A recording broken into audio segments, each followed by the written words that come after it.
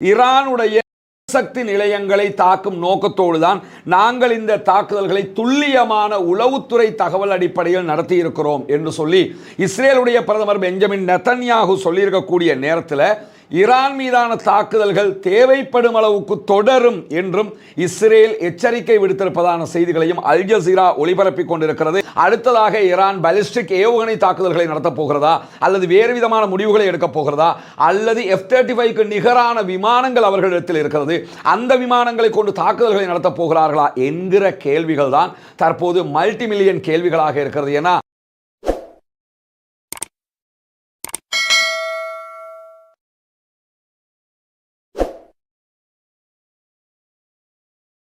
அன்பிற்கினிய சகோதர சகோதரிகளே, நம் அனைவர் மீதும் ஏக இறைவனுடைய அமைதியும் கருணையும் உண்டாகட்டுமாக என்கிற பிரார்த்தனைகளோடு சற்று முன்னால் வெளியாகி இருக்கக்கூடிய ஒரு முக்கியமான செய்தி என்னென்னு சொன்னால், ஈரானுடைய அணுசக்தி நிலையங்களையும் ஈரானுடைய இராணுவ அதிகாரிகளையும் ஈரானுடைய இராணுவ தளங்களையும் இலக்கு வைத்து இஸ்ரேலிய ஆக்கிரமிப்பு இராணுவத்தினுடைய ஜெட் விமானங்கள் பாரிய ஒரு தாக்குதலை நடத்தி இருக்கின்றன. தாக்குதலை பொறுத்தவரை ஒரு சாதாரணமான தாக்குதல் கிடையாது, ஒரு முக்கியமான பயங்கரமான தாக்குதலாகத்தான் இந்த தாக்குதல் அமைய பெற்றிருக்கிறது. இன்றைக்கு அதிகாலை சரியாக 3 மணி அளவில் ஈரானுடைய நியூக்ளியர் சைட்டுகள் இலக்கு வைக்கப்பட்டிருக்கிறது.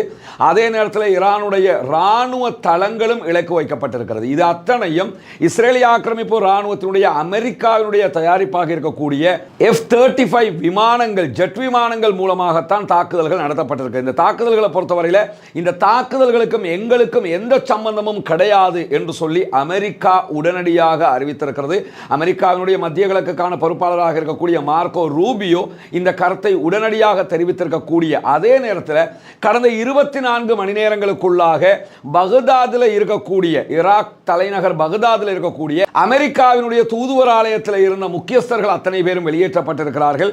அமெரிக்காவினுடைய பிராந்தியத்தில் இருக்கக்கூடிய பல இடங்களில் இருந்து அவர்களுடைய முக்கிய தளபதிகள், முக்கியஸ்தர்கள் அத்தனை பேருமே அமெரிக்காவுக்கு மீள அழைக்கப்பட்டிருக்கிறார்கள். எனவே இப்படி ஒரு தாக்குதல் நடத்தப்பட போகிறது என்பது அமெரிக்காவுக்கு நிச்சயமாக தெரிந்திருக்கிறது. ஆனாலும் அவர்கள் இதிலே பங்கேற்கவில்லை என்று சொல்லி இருக்கிறார்கள். அவங்க பங்கேற்கல என்று சொல்லி சொன்னாலும் அவங்களுடைய படை வரலையே தவிர அவர்களுக்கு இதிலே தொடர்பு இருக்கிறது என்று சொல்லி ஈரான் அதிரடியாக சொல்லிக் கொண்டிருக்கிறது என்கிற செய்திகளும் வெளியாகி கொண்டிருக்கக்கூடிய நேரத்தில் ஈரான் மீது நடத்தப்பட்டிருக்கக்கூடிய இந்த தாக்குதல்களில் நிறைய பொதுமக்கள் கொல்லப்பட்டிருக்கிறார்கள் என்கிற செய்திகள் வெளியாகிறது. அதே போன்று குழந்தைகள் கொல்லப்பட்டிருக்கிறார்கள். பொதுமக்கள் வாழக்கூடிய இடங்கள் இலக்கு வைக்கப்பட்டிருப்பதாக ஈரானுடைய இர்னா, அதே போன்று தஸ்னீம் நியூஸ் ஏஜென்சி போன்ற செய்தி நிறுவனங்கள் உடனடியாக செய்தி வெளியிட்டுக் கொண்டிருக்கக்கூடிய நேரத்தில் தான் ஈரானுடைய அணுசக்தி நிலையங்களை தாக்கும் நோக்கத்தோடு தான் நாங்கள் இந்த தாக்குதல்களை துல்லியமான உளவுத்துறை தகவல் அடிப்படையில் நடத்தி இருக்கிறோம் என்று சொல்லி இஸ்ரேலுடைய பிரதமர் பெஞ்சமின் நெதன்யாகு சொல்லியிருக்கக்கூடிய நேரத்தில் ஈரான் மீதான தாக்குதல்கள் தேவைப்படும் அளவுக்கு தொடரும் என்றும் இஸ்ரேல் எச்சரிக்கை விடுத்திருப்பதான செய்திகளையும் அல் ஜசீரா ஒளிபரப்பிக் கொண்டிருக்கிறது. ஈரானுடைய அணுசக்தி திட்டங்கள் இருக்கக்கூடிய இடங்கள், அதே போன்று பாலிஸ்டிக் ஏவுகணைகள் இருக்கக்கூடிய இடங்கள், ஈரானுடைய இராணுவ தளங்களை நோக்கித்தான் இந்த தாக்குதல்களை நடத்தி இருக்கிறோம் என்று சொல்லி இஸ்ரேல் அறிவித்திருக்கக்கூடிய நேரத்தில் ஈரானுடைய தஸ்னீம் நியூஸ் ஏஜென்சி வெளியிட்டிருக்கக்கூடிய தகவல்களை பொறுத்தவரையில் நடான்ஸ் அணுசக்தி நிலையத்தை இலக்கு வைத்து தாக்குதல்கள் நடத்தப்பட்டிருப்பதான செய்திகளை அவர்கள் உறுதிப்படுத்தி இருக்கிறார்கள். இந்த நடான்ஸ் அணுசக்தி நிலையத்தை தாண்டி இராணுவத்தினுடைய முக்கிய தளபதிகள் தங்குகிற அவர்கள் இருக்கிற குவார்டர்ஸ் பகுதிகள் மீது தாக்குதல் நடத்தப்பட்டிருக்கிறது. குறிப்பாக இஸ்ரேலுடைய தாக்குதல்களில் IRGC-னுடைய தலைவர் கொல்லப்பட்டிருக்கிறார் என்கிற செய்திகள் வெளியாகி இருக்கிறது. ஈரானுடைய இஸ்லாமிய புரட்சிகர படைப்பிரிவுக்கு சொல்லப்படுகிற பெயராக இருக்கிறது. இந்த படைப்பிரிவினுடைய தலைமை தளபதி ஹுசைன் சலாமி அவர்கள்தான் கொல்லப்பட்டிருக்கிறார்கள் என்கிற செய்திகள் வெளியாகி இருக்கிறது. இவர்தான் ஹுசைன் சலாமி, மிக முக்கியமான ஒரு தலைமை தளபதியாக இருக்கிறார். இவர் இந்த தாக்குதலில் கொல்லப்பட்டிருக்கிறார் என்கிற செய்தி சற்று நேரத்துக்கு முன்பதாக வெளியாகி இருக்கிறது. ஹுசைன் சலாமியை பொறுத்தவரையில் ஈரானுடைய இராணுவ கட்டமைப்பில் மிக முக்கியமானவர், தவிர்க்க முடியாதவர் என்பதிலே எந்த மாற்று கருத்தும் கிடையாது. நமக்கெல்லாம் தெரியும், ஏற்கனவே பகதாதுக்குள்ள ஈரானுடைய தலைமை தளபதி ஒருவர் கொல்லப்பட்ட நேரத்தில், அமெரிக்காவால் கொல்லப்பட்ட நேரத்தில் அதற்கே வெறிபிடித்து பதிலடி தாக்குதல்களை வழங்கியிருந்தது ஈரான். அதே போன்ற ஒரு பதிலடி தாக்குதல்கள் உச்சமாக இருக்கும் என்கிற நிலை தற்போது எதிர்பார்க்கப்படுகிறது. இஸ்ரேல் முழுவதும் உடனடியாக ஊரடங்கு பிறப்பிக்கப்பட்டிருக்கிறது. இஸ்ரேலில் பாடசாலைகள் அத்தனைக்கும் விடுமுறை விடுக்கப்பட்டிருக்கிறது. தேவை ஏற்படாமல் யாரும் வீதிகளில் நடமாடக்கூடாது என்கிற ரூல் பிறப்பிக்கப்பட்டிருக்கிறது. இஸ்ரேலுக்குள்ளாக முழுவதுமாக பாதுகாப்பை பலப்படுத்தி இருக்கிறோம் என்கிற செய்திகளை இஸ்ரேல் சொல்லியிருப்பது மட்டுமல்லாமல் நேரடியான ஒரு வார் நடப்பதற்கான வாய்ப்பு இருப்பதாகவும் எச்சரிக்கைகளை இஸ்ரேல் விடுத்திருக்கிறது. அது மட்டுமல்லாமல் இந்த தாக்குதல்களில் ஈரானுடைய நியூக்ளியர், ஈரானுடைய அணு ஆயுதங்கள் தொடர்பான 2 விஞ்ஞானிகளும் கொல்லப்பட்டிருக்கிறார்கள் என்கிற செய்திகளை தஸ்னீம் நியூஸ் ஏஜென்சி சற்று நேரத்துக்கு முன்பதாக உறுதிப்படுத்தி இருக்கக்கூடிய செய்திகளை நம்ம பார்க்க முடிகிற அதே நேரத்தில் இதற்கு உடனடியாக ஈரான் பதிலடி வழங்கும் என்று அமெரிக்கா எதிர்பார்ப்பதாக சொல்லியிருக்கிறது. கண்டிப்பாக இதற்கு பதிலடி கொடுக்கப்படும் என்கிற தகவல்களையும் ஈரான் அதிரடியாக விடுத்துக் கொண்டிருக்கக்கூடிய நேரத்தில் தான் அமெரிக்காவினுடைய பல தலைவர்களும் இந்த தாக்குதல்களை விமர்சித்திருக்கிறார்கள். இது எல்லாத்தையுமே ஈரான் ஒரு நாடகமாகத்தான் பார்க்கும்ங்கிறது எந்த மாற்று கருத்தும் கிடையாது.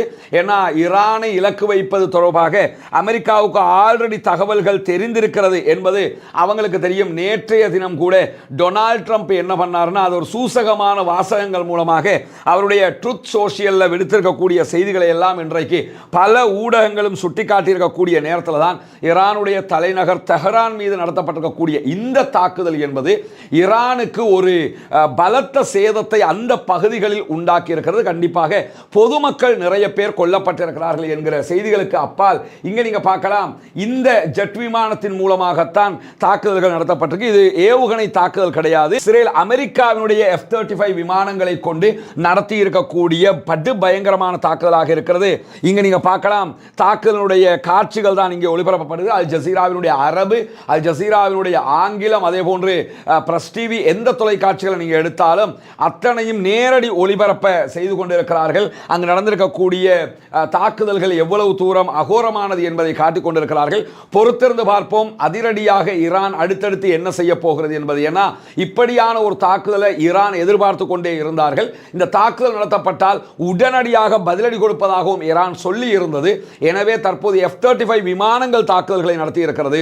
அடுத்ததாக ஈரான் பாலிஸ்டிக் ஏவுகணை தாக்குதல்களை நடத்தப் போகிறதா அல்லது வேறு விதமான முடிவுகளை எடுக்கப் போகிறதா அல்லது F-35க்கு நிகரான விமானங்கள் அவர்களிடத்தில் இருக்கிறது, அந்த விமானங்களை கொண்டு தாக்குதல்களை நடத்தப் போகிறார்களா என்கிற கேள்விகள் தான் தற்போது மல்டி மில்லியன் கேள்விகளாக இருக்கிறது. ஏன்னா ரஷ்யாவுடனான நெருங்கிய நாடாக ஈரான் இருக்கிறது, சீனாவுடனான நெருங்கிய நாடாக ஈரான் இருக்கிறது, அரபு நாடுகளுக்கும் ஈரானுக்கும் மத்தியில் தொடர்புகள் இருக்கிறது.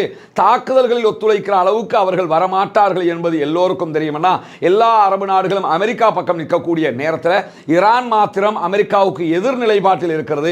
அவங்க நியூக்ளியர் வெப்பன்ஸை தயாரிச்சிட்டாங்க என்கிற விமர்சனங்களுக்கு மத்தியில் தான் இந்த தாக்குதல் நடத்தப்பட்டிருக்கிறது. எனவே ஈரானுடைய படைப்பிரிவை பொறுத்தவரையில் ஏற்கனவே 2 தடவைகள் இஸ்ரேலுக்கு நேரடியாக தாக்குதல்களை நடத்தி இருக்கக்கூடிய நேரத்தில் IRGC-னுடைய தலைவர் கொல்லப்பட்டிருக்கிறார் என்பதை உறுதிப்படுத்தி இருக்கிறது ஈரான். ஆனால் ஈரானுடைய ராணுவ படைப்பிரிவின் தளபதி பல்கேரி அவர்கள் கொல்லப்பட்டதாக வருகிற தகவல்களை அவர்கள் மறுத்திருக்கிறார்கள். அடுத்த கட்ட தாக்குதலுக்கான தயார் நிலைகளை செயல்படுத்துவதற்கான முனைப்பில் பல்கேரி ஈடுபட்டிருக்கிறார் என்கிற தகவல்கள் தான் இதுவரைக்கும் வெளியாகி கொண்டிருக்கிறது. பொறுத்திருந்து பார்ப்போம் அடுத்தடுத்து என்னவெல்லாம் நடக்கப் போகிறது என்பதை. இணைந்திருங்கள், உண்மையான தகவல்களை உங்களுக்கு மத்தியிலே கொண்டு வந்து தருவதற்கு நாம் தயாராக இருக்கிறோம். ஒவ்வொரு செய்திகளையும் நம்ம புரிஞ்சுக்கிற நேரத்தில் உண்மையான செய்திகள் வழியாகவே தெரிந்து கொள்ள வேண்டி இருக்கிறது. இதுவரைக்கும் நம்முடைய சேனலை சப்ஸ்கிரைப் பண்ண சகோதரர் ரஸ்மின் MISC நியூஸ் மற்றும் ரஸ்மின் MISC அப்டேட்ஸ் ஆகிய 2 சேனல்களையும் சப்ஸ்கிரைப் செய்து கொள்ளுங்கள். உங்களுக்கான உடனடி செய்திகள் வந்து சேர்வதற்கு அது வாய்ப்பாக இருக்கும். பொறுத்திருந்து பார்ப்போம். அல்லாஹு தாலா பதட்டங்களை தணித்து நிம்மதியாக ஒரு சந்தர்ப்பத்தை மத்திய கிழக்கில் ஏற்படுத்த வேண்டும் என்கிற பிரார்த்தனைகளோடு அனைத்து நாடுகளுக்குள்ள புகுந்து தீவிரவாதம் பயங்கரவாத தாக்குதல்களில் ஈடுபடக்கூடிய இந்த பதட்டங்களை உண்டாக்கக்கூடியவர்களுக்கு எதிராக அல்லாஹ்விடத்திலே பிரார்த்தனை செய்யவும் மறந்து விடாதீர்கள். குனூத்துன் நாசிலாவை ஓதவும் மறந்து விடாதீர்கள். பொதுமக்கள் இன்றைக்கு கொல்லப்பட்டிருக்கிறார்கள், அப்பாவிகள் கொல்லப்பட்டிருக்கிறார்கள், நூற்றுக்கணக்கான குழந்தைகள் கொல்லப்பட்டிருக்கலாம் என்கிற அச்சம் ஈரானிலே வெளியிடப்பட்டு வருகிறது. எனவே அடுத்தடுத்த செய்திகளுக்காக காத்துக் கொண்டிருங்கள். அடுத்தடுத்த அப்டேட்டுகள் வருகிற போது உங்களுக்கு உடனடியாக அதை கொண்டு வந்து சேர்ப்பதற்கு நாம் தயாராக இருக்கிறோம். அல்ஹம்துலில்லாஹி ரப்பில் ஆலமீன்.